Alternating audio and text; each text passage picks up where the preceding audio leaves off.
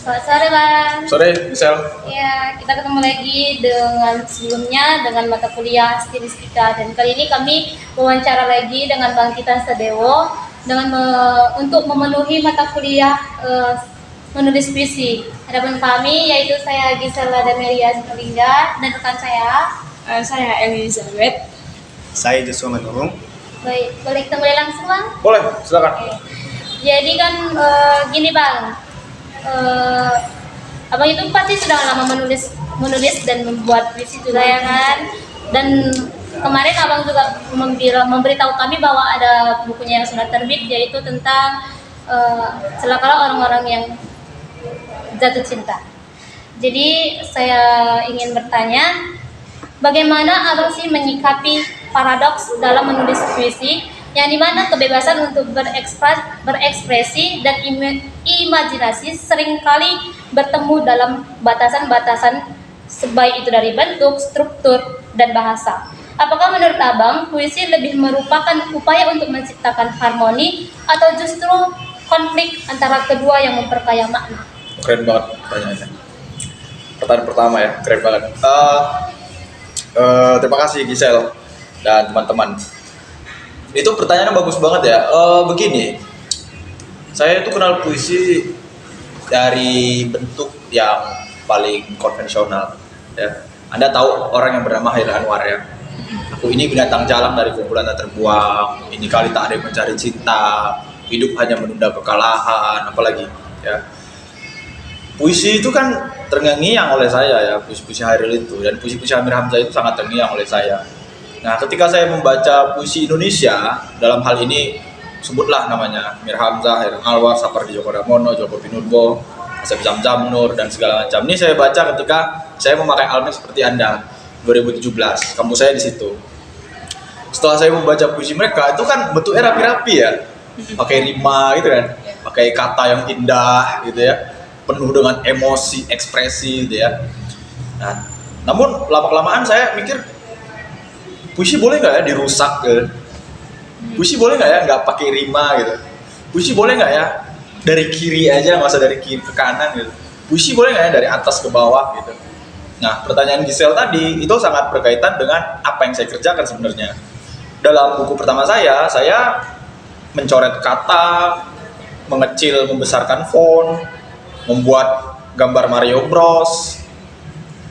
Membaca puisi saya tidak mesti dari kiri ke kanan, bisa dari bawah ke atas, kiri ke kanan ke bawah dan segala macam. Jadi sebenarnya apakah boleh? Ya saya pasti harus mengucapkan boleh. Dan apakah puisi harus mempunyai harmoni? Bagi saya nggak juga. Ya kenapa nggak juga? Saya terangkan. Puisi Indonesia yang Anda baca itu kan puisi-puisi cinta yang sangat indah sekali, ya kan?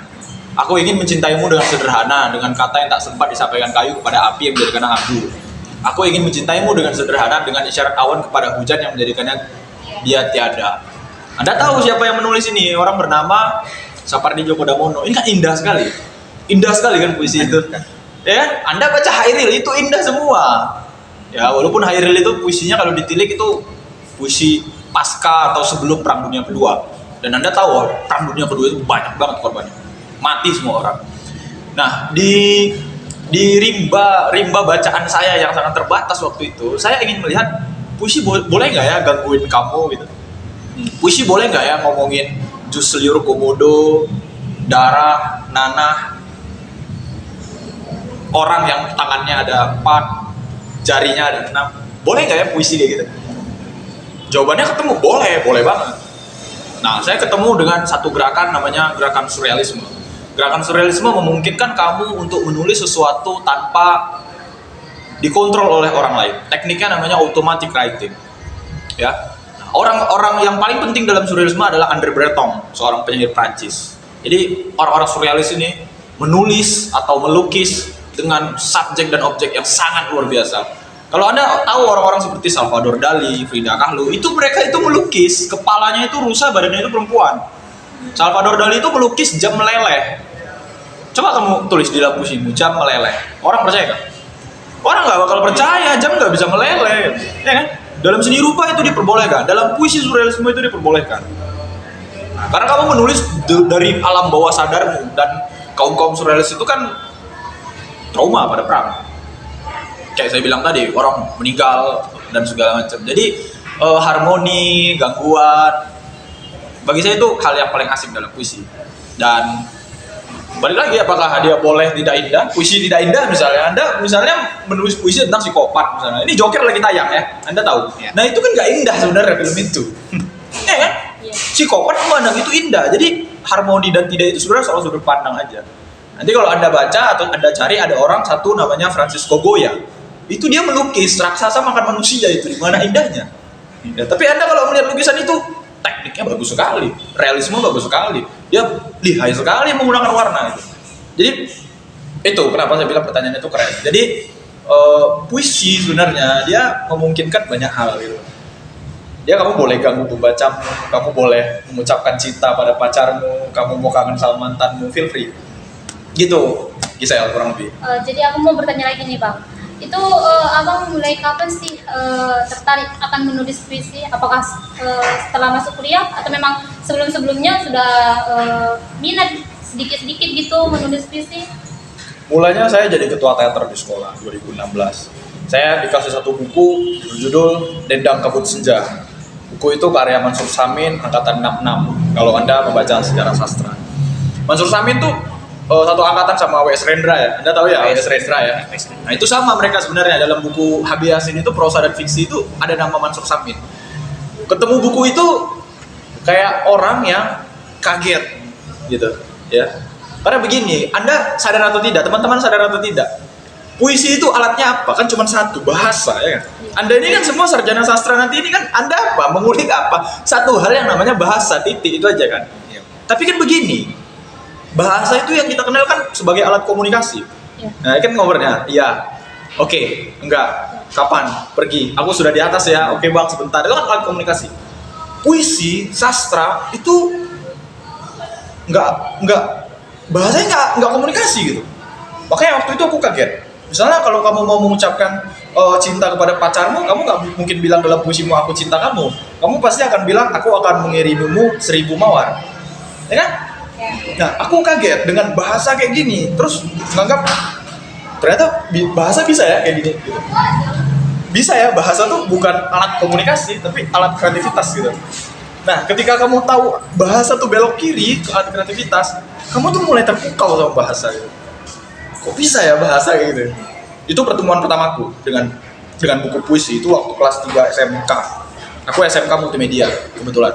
Jadi ketika ketemu itu, aku kayak orang terpukau. Gila, ini apa namanya? Baru aku sadar itu namanya puisi.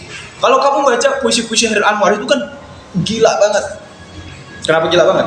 Hairil Anwar itu menulis 1940-an. Anda tahu bahwa bahasa Indonesia itu 1928, Sumpah Pemuda. Bayangin aja, 28, 40. Itu umur bahasa Indonesia itu berapa? Masih anak kecil dia itu. Makanya Sultan Takdir Ali Syabana bilang, waktu itu bahasa Indonesia adalah orang kecil yang mengerjakan pekerjaan orang dewasa gitu. Jadi bahasa tuh dulu masih anak-anak, bahasa Indonesia ya. Bahasa Indonesia itu masih anak-anak mengerjakan pekerjaan orang dewasa. Lihat, baca aja puisi Hairil Anwar itu. Itu kan gila-gila banget. Dan jangan diteliti bahwa pada zaman sekarang ya, pada zaman dulu itu loh, berapa puluh tahun yang lalu gitu. Jadi itu pertemuan pertama. Yang kedua adalah pergumulan dengan bacaan. Sejak 2017 sampai 2020 awal itu saya hanya membaca buku-buku puisi. Hanya buku puisi. Saya tidak membaca cerpen, saya tidak membaca novel. Jujur saya. Saya membaca banyak puisi Indonesia dan saya kan nggak lulus di kampus Anda. Berkali-kali saya bilang kalau ada yang wawancara nih. Yeah. Saya kan nggak lulus ke kampus Anda. Yeah. Nah akhirnya saya lulus di kampus, nggak lulus sih ya, memang kan mereka swasta. Kuliah di situ banyak sekali saya membaca buku-buku puisi. Banyak sekali nama-nama, Asep Zamzamnur, Dina Oktaviani, Arthur Rimbaud, semua sastra dunia dan sastra Indonesia. Nah dengan pergumulan bacaan kayak gini makin kaget lah saya. Segala macam bentuk puisi kan. Anda tahu orang bernama Sutarji Kolosumbahri ya? Sutarji Kolosumbahri pernah dengar ya? Nah, ketemu lagi dengan orang seperti ini yang puisinya itu sangat meledak-meletup dalam kepala saya. Bertemu lagi dengan orang bernama Afrizal Malna, puisi-puisi saya baca, tak ada dalam rahim ibuku tak ada anjing, abad yang berlari, Berlin Proposal, Museum Penghancur Dokumen itu saya baca semua. Ini orang gila banget ini. Jadi saya itu pergumulan saya tuh bertemu dengan teks para penyair ini makin sama yang nomor satu tadi, terpukau terhadap bahasa. Ternyata bahasa bisa melakukan seperti ini gitu. Jadi itu perkenalan yang saya awalnya di sekolah dan di bacaan. Oke, jadi dia masih ada lagi nih, Bang. Dalam menulis itu puisi tersebut, bagaimana Abang menyeimbangkan keinginan untuk mengekspresikan diri dengan kebutuhan untuk berkomunikasi dengan pembaca? Apakah puisi yang Abang tulis harus selalu mudah dipahami? Dan selain itu, bagaimana Abang menanggapi kritikan para pembaca terhadap puisi Abang, terutama jika kritik tersebut bertentangan dengan visi artistik Abang? Keren banget lagi pertanyaan. Ya pertama soal komunikasi bahasa tadi ya. Saya sudah bahas tadi bahwa puisi sebenarnya dalam tanda petik ya, dia bukan bahasa komunikasi. Apa itu bahasa komunikasi? Bahasa komunikasi adalah bahasa yang sangat denotatif. Ya. Apa itu denotatif? Ya langsung aja. Gisel, aku sudah di atas, Bang, aku sudah di bawah, gitu ya. Itu denotatif. Ya bahasa puisi kan sebenarnya bahasa yang sangat konotatif sekali kan. Dia ingin bilang A tapi pakai B. Ya. Kalau kata Sapardi kan, bilangnya begini maksudnya begitu. Nah, ya dengan cara seperti itu sebenarnya kan bahasa puisi adalah bahasa komunikasi yang dalam tanda petik dia samar, ya. Dia ada dua kamar gitu. Ada bahasa komunikasi, ada bahasa kiasan. Nah, gimana sih bahasa kiasan dan bahasa komunikasi ini ketemu di tengah dan ketemu pembaca? Secara sederhana kan puisi kan seperti itu. Ya, kalau misalnya kamu membaca Senja di Pelabuhan Kecil Hairin Anwar, kamu tahu bahwa puisi itu, aku lirik dalam puisi itu sedang galau gitu loh. Tapi dia nggak langsung bilang aku galau gitu kan. Kalau Anda membaca puisi Sehujan Bulan Juni Sapardi Djoko Damono, Anda tahu bahwa Sapardi ingin mengucapkan bahwa hujan yang kita alami ini juga punya sifat-sifat manusiawi gitu. Tak ada yang lebih tabah dari hujan bulan Juni, dirasakan titik rindunya kepada pohon berbunga itu. Dia ingin bilang pohon bisa rindu gitu loh. Tapi dia nggak langsung katakan gitu loh. Dia katakan dengan kiasan-kiasan yang membuat Anda terpukau tadi, yang saya jelaskan tadi. Gila banget Pak Sapardi bisa nulis kayak gini, aku juga bisa nulis kayak gini. Kan ada momen kayak gitu. Nah jadi pendapat saya soal puisi tentang bahasa komunikasi dan tidak seperti itu. Jadi bahasa kiasan dan bahasa komunikasi harus ketemu di tengah. Dia nggak denotatif sekali dan dia tidak konotatif sekali. Ketika dia belok ke kiri, dia jadi puisi yang sangat gamblang. Dan bagi saya itu puisi yang dalam tanda petik ya kurang dipoles. Ketika dia belok kanan banget gitu, nggak bisa dibaca orang. Nah ini juga di titik tertentu bermasalah, karena orang nggak tahu dia mau ngomongin apa gitu kan. Jadi bahasa kiasan dan bahasa komunikasi dia harus ketemu di tengah, kayak gitu. Selanjutnya tentang kalau ada orang yang kritik artistik saya ya. Ya pertama ini saya kan orang yang aneh ya. Ya buku saya itu sebenarnya ada seorang pembaca di Padang bilang begini ke saya. Bung Titan, aku membaca puisimu dengan caraku sendiri. Jadi satu puisi saya itu dibaca bukan dari kiri ke kanan, kanan ke kiri. Ada satu kata di sini, ada satu kata di sini, ada satu kata di sini. Jadi dia tulis nomor 1, 2, 3, dia bacanya tek tek tek. Padahal ini ada teks saya. Dia baca lewat lompat-lompat. Terus saya bilang, gila banget kamu. Aku nggak bisa ngebayangin kalau karyaku tuh dibaca begitu. Gitu. Nah ini kan visi artistik namanya ya. Saya punya kepentingan pribadi atau saya punya bentuk sendiri untuk membuat pembaca lebih jauh. Cara kita membaca lebih jauh. Kan saya sering katakan ya, kenapa kamu percaya bahasa Indonesia dibaca dari kiri ke kanan? Kenapa? Kan nggak ada jawabannya juga. Ya kan? Nggak tahu juga kan? Aku juga nggak tahu sebenarnya. Terus bisa nggak kamu baca puisi Indonesia dari kanan ke kiri?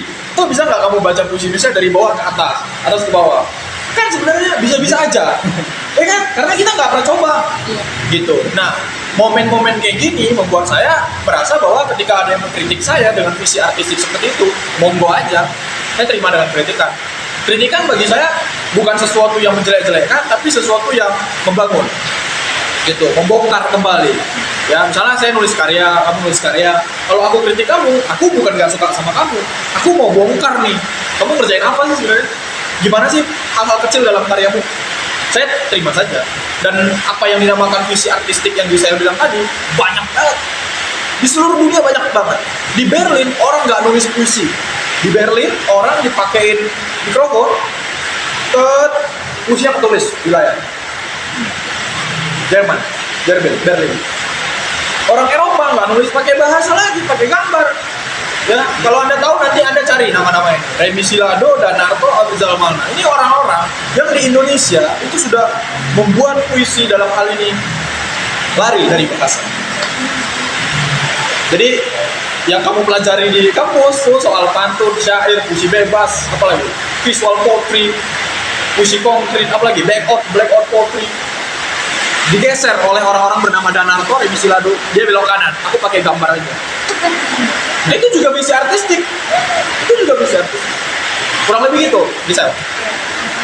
Menurut saya itu ya, mungkin dari teman-teman. Ya Bang, di sini saya ingin bertanya tentang ada melihat beberapa puisi Abang yang di dalam puisi Abang itu tentang celakalah orang-orang yang jatuh cinta gitu. Itu Abang waktu menulis puisi itu apa sih yang menginspirasi Abang sehingga Abang menulis puisi gitu? Saya besar dengan agama Islam yang sangat sastrawi lah ya, katakanlah ya. Anda tahu semua agama itu punya nabi dan rasul, ya kan? Dan kalau Anda membaca semua kisah nabi dan rasul itu menakjubkan sekali. Nabi Musa sebelah laut, ya kan? Nah, apalagi ya? Nabi Ibrahim kalau di kami ya, nggak bisa dibakar. Itu saya baca kisah-kisah seperti itu waktu saya sekolah dasar. Sebagaimana anak sekolah dasar yang dalam tanda petik masih polos dan nggak ngerti apa-apa, menakjubkan ceritanya, ya kan? Nah, dengan fantasi yang begitu, saya dibeliin komputer oleh ibuku. Dibeliin komputer, tahu yang namanya mitologi Yunani. Ya, kalau Anda tahu orang-orang seperti Poseidon, Zeus, Hera, tahu ya? Tahu ya? Masa orang bisa ngendaliin petir itu nggak mungkin. Orang ngendaliin laut itu nggak mungkin, udah. Kisah Nabi dan mitos Yunani ini tertancap lah dalam kepala saya. Meluber, ya kan? Fantasi meluber, gitu. Di titik tertentu, saya ngeliat kisah-kisah kayak gini, ada hewannya nggak ya? Kan setiap kisah Nabi, mitologi Yunani selalu ada hewan. Anda tahu Pegasus? Kuda yang ada sayapnya? Oke? Kuda putih. Dalam Islam ada semut, ada cerita semut kami, ada burung ababil, ini hewan semua, ya kan? Sampai pada akhirnya saya besar dengan lingkup pendidikan atau lingkup ekosistem pergaulan yang takut sama hewan. Saya nggak bisa megang ayam sampai sekarang, nggak pernah megang ayam, gendong ayam saya nggak pernah. Serius saya. Megang kucing nggak pernah saya. Serius. Jadi kalau ada semut jalan, saya kasih ke meja aja, biar dia jalan. Saya takut dengan hewan dalam artian kayak gitu. Bukan berarti saya nggak ngasih makan kucing, saya beli makanan kucing. Jadi takutnya tuh bukan takut yang nggak mau gitu loh, tapi oke, aku kasih jalan aja ke kamu. Nah, dapat ya poinnya ya. Ada tiga tadi. Satu kisah Nabi, mitologi Yunani, ketiga hewan. Nah, gimana caranya saya membicarakan ketiga hal ini dari sudut pandang hewan? Celakalah orang-orang jatuh cinta dikerjakan dengan cara seperti itu. Kalau Anda membaca buku itu semuanya ada hewan. Gagak, koelakan, burung paruh sepatu, lintah. Apalagi? Ada kurang lebih 50 hewan. Saya juga lupa. Kurang lebih 50 hewan. Dan yang paling banyak itu anjing. Kenapa anjing? Karena saya paling takut dengan anjing. Serius. Dan semua kebudayaan ada anjingnya. Dalam Islam ada di surat Al-Kahfi ada anjingnya. Oke, di Indonesia ada kisah bernama Sangkuriang. Anda tahu Sangkuriang, ya kan? Apalagi dalam mitologi Yunani ada anjing bernama Kerberos yang kepalanya 3. Jadi waktu itu mengerjakan buku itu, saya sebenarnya bukan bekerja dengan tubuh saya sendiri, tapi bekerja hewan ngapain ya? Tuh, kenapa ya hewan gitu? Dan saya punya kepercayaan, saya lebih tertarik dengan hewan ketimbang manusia, karena manusia terlalu membosankan. Serius, manusia terlalu membosankan. Cuma ada laki-laki perempuan, punya kuping, punya hidung, punya mulut, segala macam. Sedangkan hewan, wow, hewan sangat beragam. Ada hewan yang kelaminnya bisa berubah-ubah, ada hewan yang jalannya lambat sekali, ada hewan yang kencang sekali larinya, ada hewan yang nggak mati kalau kepalanya dipenggal, ada hewan yang buntutnya dipenggal, dia masih bisa hidup. Bayangin, itu keterpukauan saya terhadap hewan. Pengen cicak itu kan, coba aja tuh Anda potong. Apalagi banyak sekali, dan itu kegilaan saya yang sejak kecil sebenarnya.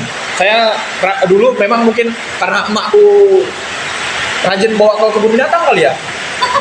Iya, serius. Bisa jadi itu jadi keterpukauan gitu. Gitu. Kurang lebih. Terus ini bang, apa pertama tantangan terbesar abang gitu sehingga abang bisa menjadi seorang penulis muda seperti ini gitu? Apa tantangan yang datang itu sehingga abang bisa menjadi seperti ini? Tantangan yang datang. Iya. Tantangan yang datang adalah ketika saya tidak disiplin.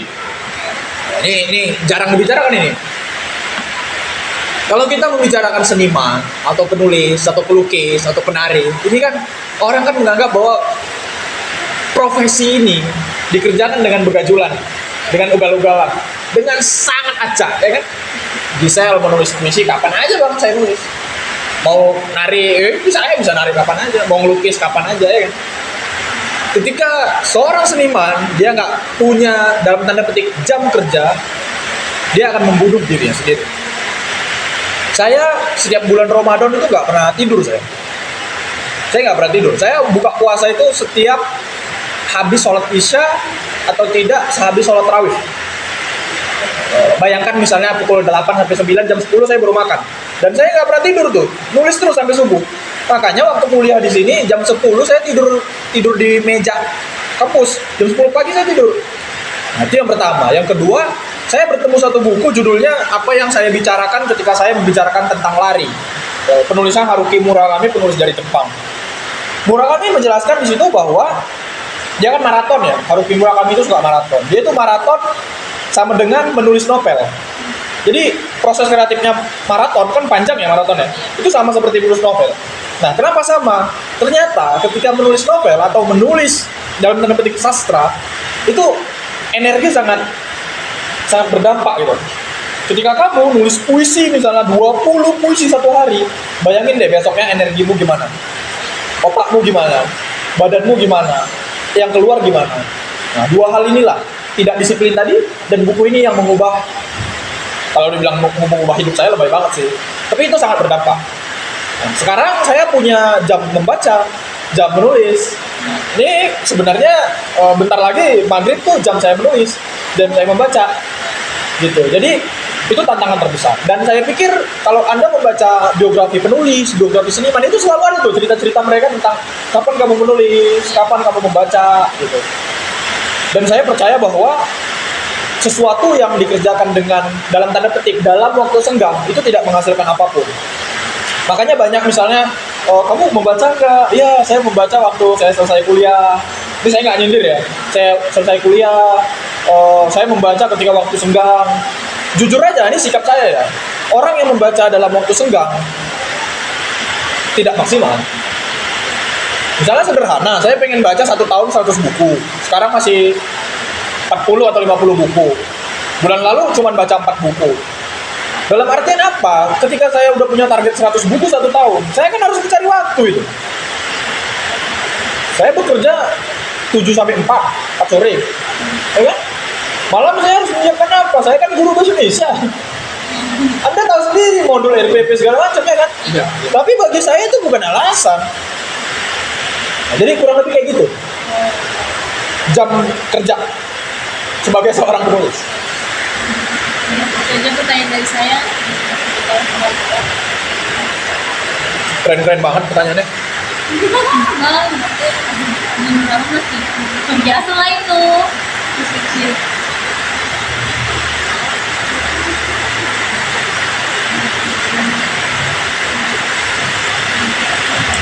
Bapak, saya Yusuf Manurung. Pertanyaan yang saya sampaikan yaitu apa pesan utama yang ingin Anda sampaikan kepada pembaca melalui puisi-puisi dalam buku Abang yang berjudul Celakalah Orang yang Bercinta. Apakah ada harapan khusus terhadap pembaca setelah mereka membaca buku itu? Pesan untuk pembaca. Saya ingin pembaca saya mandiri sebenarnya sih. Tadi saya baru dikabarin ada teman dari Riau yang masih membaca buku itu. Saya bilang, Mas, terima kasih banyak. Buku itu terbit 2 tahun lalu. Saya bilang, terima kasih banyak, Mas. Semoga menyenangkan. Ya, memang ketika saya menulis karya, saya ingin sekali bahwa penikmat karya saya mandiri dalam artian adalah dia tahu sebenarnya dia berhadapan dengan karya apa. Kalau kamu membaca puisi Hairil Anwar, saya ingin kamu mandiri untuk melihat kembali apa yang Hairil Anwar kerjakan gitu. Sama seperti pembaca saya ketika membaca buku saya ingin pembaca saya mandiri, melihat visi artistik saya, terus kenapa saya melakukan ini gitu. Dan di satu sisi ketika pembaca udah mandiri, nah si penulis tuh udah sebenarnya udah ngasih tahu pintunya, cara baca karyaku tuh begini loh gitu. Nah ketika dua hal ini ketemu, ada hal yang timbul yang namanya tafsir, interpretasi. Jadi pembaca bisa objektif membaca karya gitu. Nah saya percaya ketika membaca buku saya, dia sebenarnya bukan membaca saya tuh nggak penting, orang kayak saya ini nggak penting, yang paling penting adalah buku saya. Nah jadi sebenarnya ketika teman-teman belajar sastra di kampus, itu yang paling penting karyanya. Nah orang penyair ini kayak gini itu dalam tanda petik kurang penting, walaupun sebenarnya penyair itu penting ketika nanti ada pendekatan misalnya ekspresif, psikoanalisa, apalagi. Nah pendekatan itu kan masuk ya, penyair itu ambil bagian dalam karya. Tapi ketika teman-teman membahas karya, ya karyanya aja secara objektif. Jadi kayak gitu sih, saya pengen pembaca saya tuh dalam tanda petik hidup dalam pembacaannya sendiri, dan itu membuat puisi menjadi lebih kaya. Menarik. Betul. Lanjutnya Bang, menurut Abang, mengapa puisi masih relevan sebagai medium untuk menyampaikan pesan dan perasaan di era modern ini? Pastilah masih relevan sekali. Kalau kamu membuka Instagram, ya, kamu buka Explore, kamu ketik aja hashtag puisi Indonesia, banyak banget. Ada berapa hashtagnya? Dan ini menarik. Saya akan jelaskan sedikit ya. Indonesia itu kan sebenarnya hidup dalam budaya berpuisi yang sangat kental. Kalau misalnya kamu ke bandara itu pakai pantun, kalau kamu ke acara itu pakai pantun, ya kan? Kalau kamu di dalam tanda petik ya ingin diceramahi ibumu itu pakai puisi. Karena Gisel, kamu makan nasi dong, nanti nasinya nangis. Ya kan? Ini malam-malam kamu jalan dengan ayahmu naik mobil terus kamu bilang itu bulannya kok ngikutin kita. Kedua hal itu kan yang namanya personifikasi.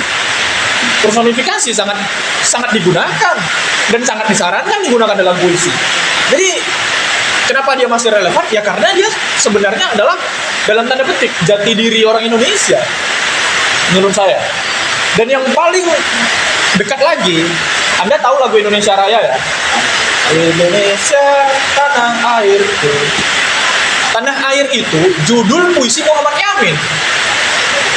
Diterbitkan 1920. Indonesia Raya itu kan 19, saya lupa berapa tahun setelah 1920.